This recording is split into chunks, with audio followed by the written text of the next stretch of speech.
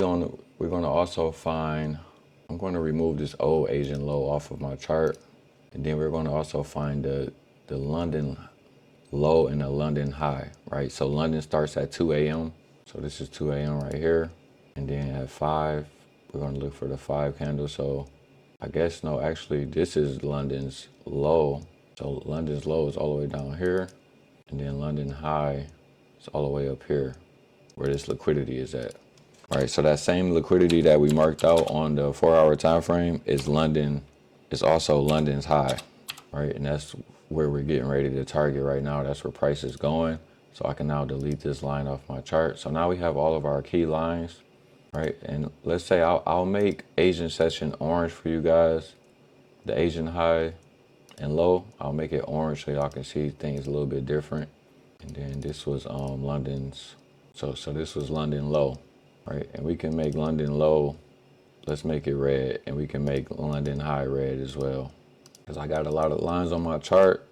This old Asian high, we can remove this off of our chart. We only want to look at the newer ones, right, from the most previous section. So what I'm going to do now is drop into the 5-minute chart, right? So now we can see that we have liquidity resting down here. We have a bunch of liquidity down here. The market took this liquidity already.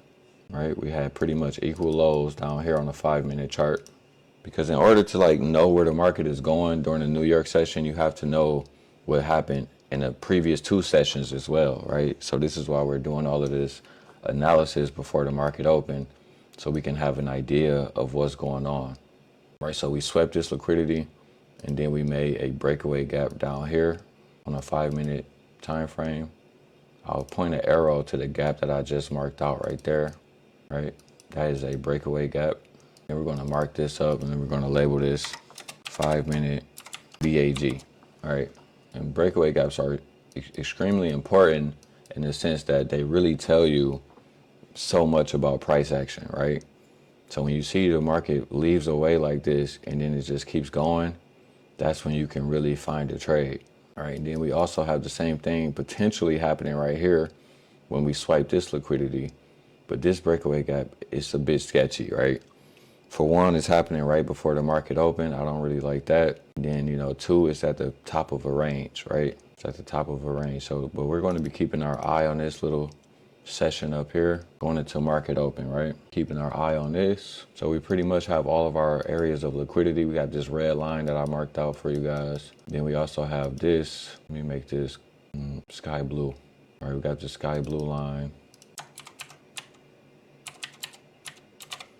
All right, we can label that as liquidity and lock that in there.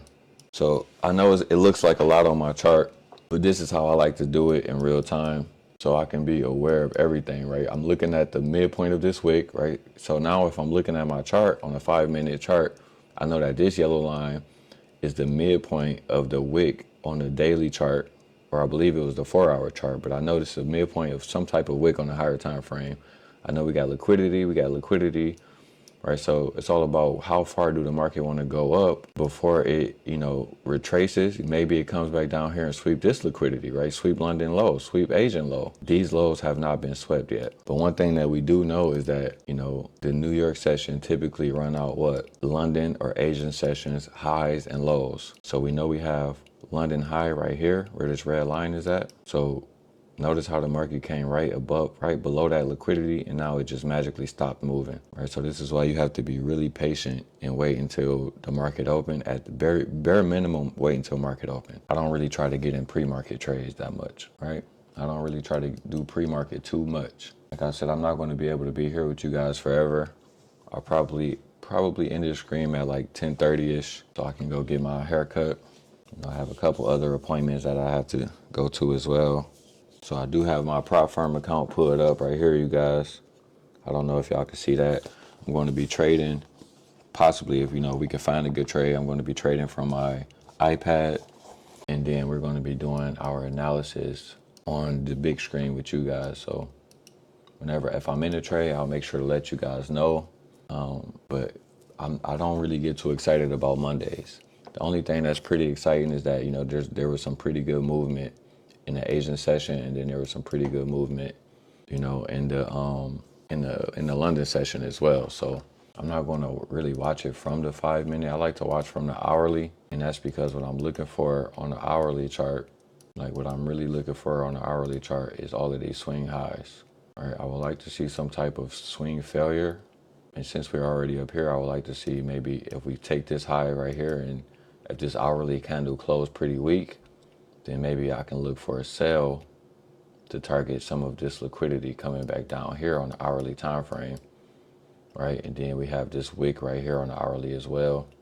If we measure that out, the midpoint of this wick is right by this new week opening gap from December the 14th, right? So I mean, that's a coincidence right there. So we don't really know if the market is going to do that big of a drop, that much of a move today, but we just have to wait and see. So we can look at it from the 5-minute. But honestly, based on all of this price action, we should definitely be going up here to sweep this liquidity right here for sure. So that could be the first trade idea right there. So I'm gonna just set up my stop loss already. But if the market goes up there and take everything out, there's nothing I can really do. So far, a potential trade idea right now would look like this for me. All right, I would want to see it drop back down, maybe somewhere in there. Have my stop loss maybe right here, and look to see if we could target one of these highs.